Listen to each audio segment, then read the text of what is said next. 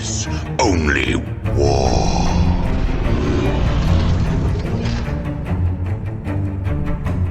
What is up, Jentzsch? 40k Dirtbags here. We got a special video for you today. We're doing a whole video about the Interceptors, kind of a crazy idea that we came up with on Discord. Being able to hop in and out of transports, using the fire deck rule, using Rhinos to your advantage, stuff like that. So we're gonna go over a whole bunch of different ideas. This kind of like just came up to us. Someone was like, all right, somebody show me the rules so I can make a quick video on this, because I think it's gonna be super fun. I'm actually gonna test it out this weekend. But thanks for clicking on the video. If you guys are new to the channel, we do specialize in 40k with all different armies. If you guys are Patreons, thank you. You're fucking awesome. Appreciate the support. We hit 91 of you guys now. We're so close to 100. We hit our 500 goal last month, which we gave away a huge giveaway to all of our patrons. If you guys were there, we pulled a bunch of names who were Patreons, and then we gave away all this shit, which was super cool. We just shut them all out last week. And then once we hit $1,000 a month, we're going to be doing that again, just even more, because I want to try and give away $1,000 worth of stuff. So that's to all my Patrons. If you guys are access to the Patreon page, you guys get first access. So before it posts up on YouTube, you guys get to watch it ahead of time. Now there's about 6 videos that are up on Patreon right now that you guys can watch before they even hit YouTube. They're hitting them probably 2 or 3 days after their post. Right now it's going to be about a week after, just because we recorded so many so fast, because there was so much to go over. I came back from a vacation and just went ham on the videos. So there's a lot on Patreon, so thanks for the support. This video, we kind of made a little diagram with what we're going to be showing off in this video with the Interceptors. And if you guys have any crazy ideas like this, definitely head over to Discord so you guys can share it and we can make some videos on it. If you guys are trying to get in the competitive scene, you can be a competitive dirtbag and ask me any questions, comments, list ideas, tactics, all that stuff one-on-one on Discord. And if you guys are Grandmasters, you guys can actually write ideas to me specifically, so that way we can make these videos for you guys and get them up on Patreon and YouTube as soon as possible. So let's get in the video. We already made, really, let's just go over what the Interceptor is. First off, I have to give a shout out to Tim's. I think he went 4-1 at the last GT that he was in, but Tim's is another YouTuber who also plays Grey Knights. I think he plays Necrons as well, but we've been chatting for a while since he started YouTube, and he actually ran a Land Raider with 2 Interceptor squads, and it kind of got me thinking, why have we not really looked into it? I looked into it when they first came out, when the first data sheet came out for Grey Knights, and they lost, obviously Grey Knights lost a lot of their buffs and hard-hitting power, especially out of Rhinos. That was my go-to, was running 10-man Interceptor squads, combat them, put them in a Rhino, and get a 15-inch threat range out of a Rhino to get some charges off. You can give them rerolls from Drago if they're outside of the Rhino. You can spend 1 CP, rerolls hits and wounds of 1. Like, it was a really deadly squad, and they were super fast. Then, since they got rid of all the fucking rerolls, and they're just kind of basic now, we stopped running them. So, looking back into 10th edition, it's all about secondaries, like being able to take objectives, stop primary, do actions in corners, get to places, and Grey Knights have one of the best movement phases in the entire game, so being able to get to corners is super easy for us, and having that 12-inch movement with our Interceptors is still good for the game. Now, he was running a Land Raider with 2 Interceptors. They hop out, shoot, hop in, go do secondaries, whatever they do, but my crazy idea is 3 Rhinos with 30 Interceptors. So that's what we're going to be testing out this Saturday. I don't know if it's going to be competitive at all. It's kind of really just like to put them on the table and see what they could do. But we have Nova coming up, so we're really testing for Nova. This probably isn't going to be my Nova list unless it tables the opponent, which I doubt it's going to do. But we're going to be practicing the Nova list, which I'll post up on Discord if you guys head over there. So, Interceptors, what makes them so good is in the shooting phase, which is a completely different phase when you talk about disembarking and embarking into transports. After this unit has shot and is not within engagement range of 1 or more enemy units, it can make a normal move up to 6 inches as if it were your movement phase. If it does until the end of the phase, not eligible to declare a charge. So this helps out with them coming down from deep strike or teleport assault. They then get to shoot, and then they get to move 6 inches. So back in 9th edition, you weren't able to move after coming in from reserves. Now you can move all you fucking want. So they come in from teleport assault, they shoot something, they move behind wall, or they get onto objective, which is the goal here. So I'm thinking of equipping my interceptors for that tactic in my main list with a incinerator. Just then come down, flamer off some chaff on objective, and then hop onto the objective to try and take it over. Now they're only OBSEC 1, so you have to get basically all 5 of them to most likely to take over that objective. Or if there's OBSEC 1 on the other side and you can put 2 or 3 on the objective, you're going to take that objective over. They move 6 inches. So if you move outside 9 inches, you basically only have to move up. I mean, it really depends on where they're at the objective, but then you move up 6 inches towards them, so technically only 3 inches away after the movement to try and steal that objective. So that's the goal of this video, is kind of show you what we can do with the interceptors. But that is what I'm going to be testing them out with them, is coming in from deep strike and then moving in 6 inches. They're not going to be huge with the guns. They have bolters and either a side cannon or a silencer, so they're not going to be killing a ton of shit on the other side. But running a 10-man squad, they'll at least have 2 heavy weapons, so they can come down, within outside 9 inches or within 3 inches, shoot, and then move 6 inches somewhere else if you really need to do that. But most of the time they're going to come outside 9, shoot, and then move 6 inches. So that is the game plan. Now, here is what we're thinking about with firing decks. So let me move myself. So firing deck. Each time this transport shoots, select 1 weapon from the X models embarked within it. So a Rhino is firing deck 2. So 2 models in it. Basically, the Rhino now shoots their weapons out of the Rhino. So embark, if the unit makes a normal move, advance, or fall back, and it's only within, which is good. So it's within, not wholly within, 3 inches of a friendly transport, they can embark within it.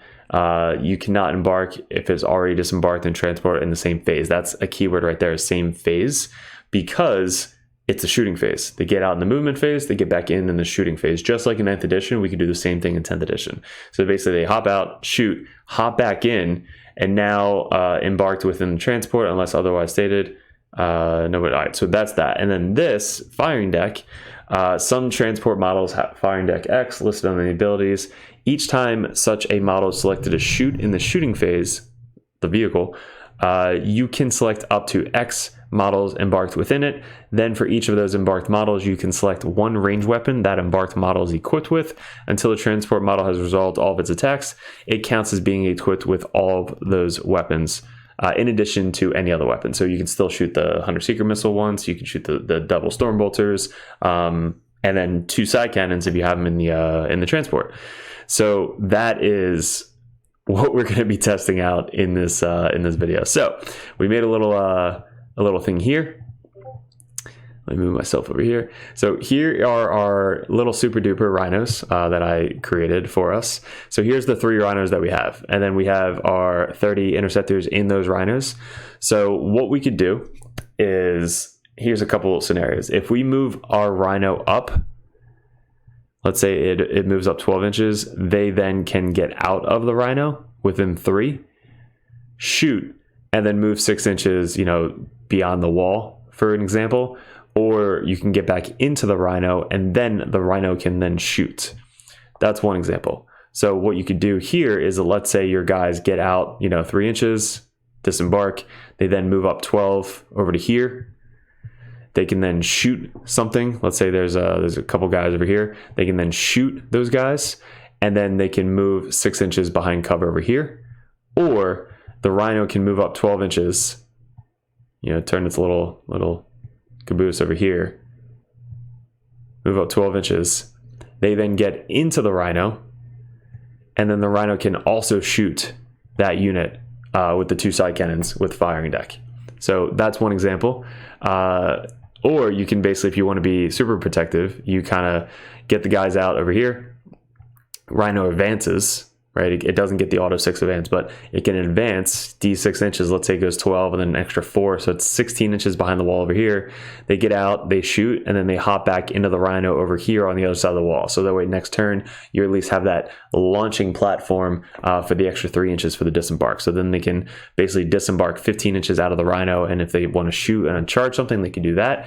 Or they just keep doing the shenanigans where they hop out, shoot, move back 6 inches, Rhino moves up, they move back 6 inches into the Rhino, and then they could shoot again out of the Rhino. So that's basically an extra 6 shots per Rhino with the side cannons every single turn.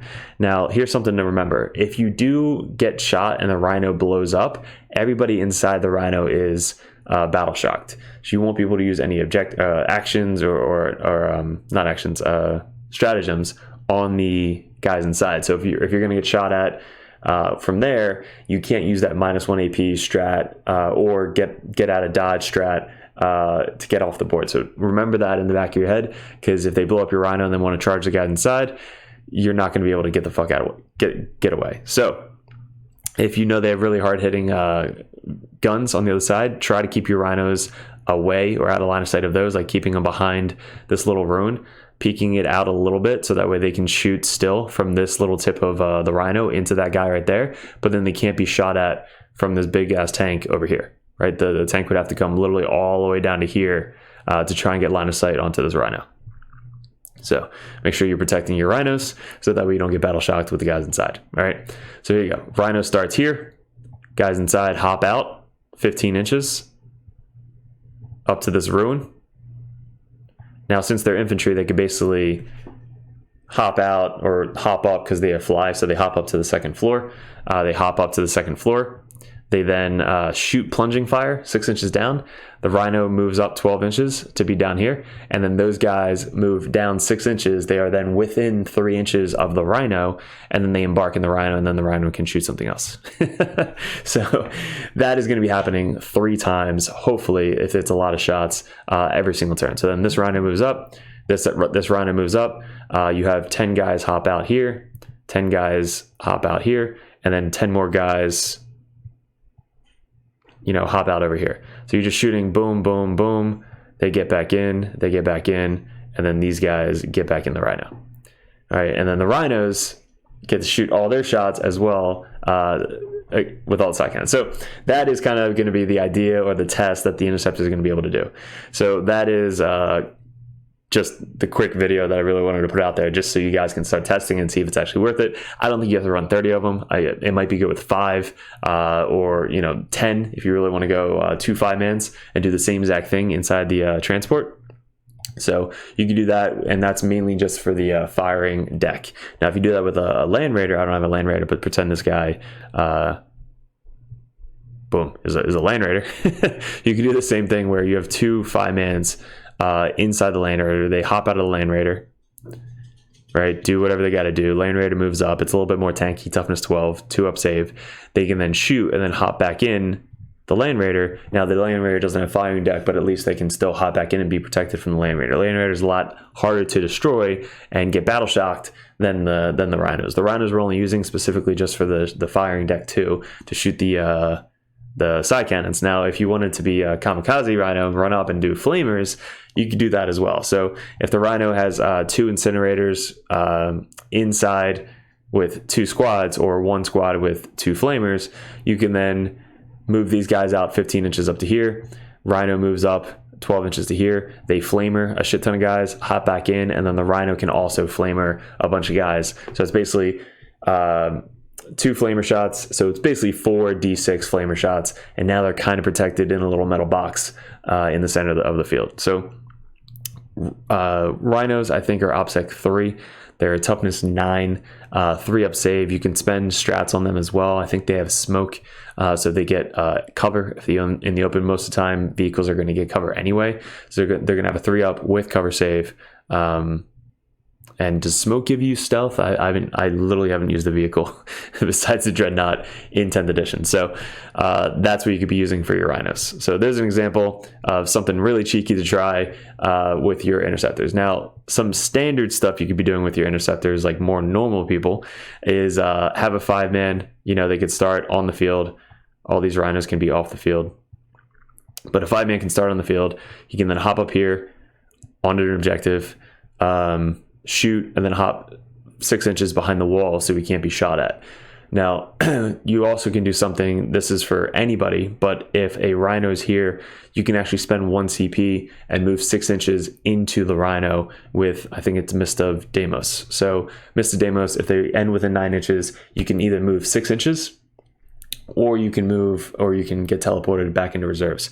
So another example is if your Rhino, let's say, is 9 inches away from your squad, right? He's like all the way back here, and your squad's up here, and this guy moves within 9 inches.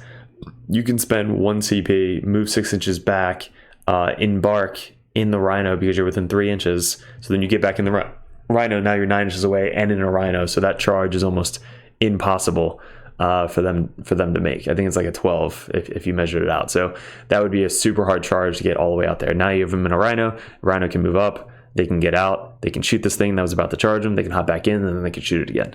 So a lot of shenanigans and movement shit that Interceptors can still do. So let's say this guy is on the objective right here. This is the big objective.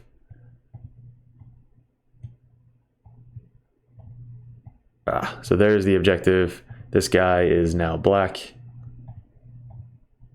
All right, so this guy, make a layer, bring to front. So this guy is on the objective just chilling behind the building, so you can't really see him. This Interceptor squad is going to come in within outside 9 inches from deep strike. They're going to be able to shoot that guy, you know, maybe do some damage to him. And then after they're done shooting, they're going to be able to move up 6 inches and get onto that objective to try and contest or steal that objective either turn 1 with teleport assault, turn 2, turn 3, like really any time throughout the game. That is kind of the whole point of the Interceptors. Now, they will die, so make sure they don't get shot to oblivion from, you know, just random shots. They're mainly going to be taking over objectives on the corners, right? Stealing them from like snipers or bikes or really anything that's on the other side of the team that they're secondary units. Exaction squads are a great example. Exaction squads walking from the table edge. Our guys are going to basically be able to come down, shoot the cheap units, and then hop onto the objective to try and steal the objective. So that is going to be awesome. So hopefully this helped you out. This gave you some ideas to null over it and kind of see if it's going to be worth it in 10th edition. I'm going to be testing out in a battle report coming up on Saturday. So I'll let you guys know once it's posted. It's going to again be posted on the Patreon. So if you guys want to go support, head over to Patreon. If not, wait till it comes out on YouTube. But most of them come out, you know, a week before YouTube is. So let me know in the comments below what you guys think about it. Is there something that we missed, or is there something that we could have done better or explained better? And also let me know what you guys want to see next. Head over Discord. Those guys are fucking awesome. They answer any questions you guys need. And also our boy Mike is helping out with the Chaos Space Marine chat as well. And don't worry, Death Guard, if you guys are playing Death Guard, we are going to get some Death Guard videos up on the channel very soon, whether it be me playing myself or me playing a friendly game against another cuddle buddy. So appreciate you guys. Thanks for clicking on the video. Let me know what you guys think. Hit the like, subscribe, do all the notification shit, and we'll see you in another video soon.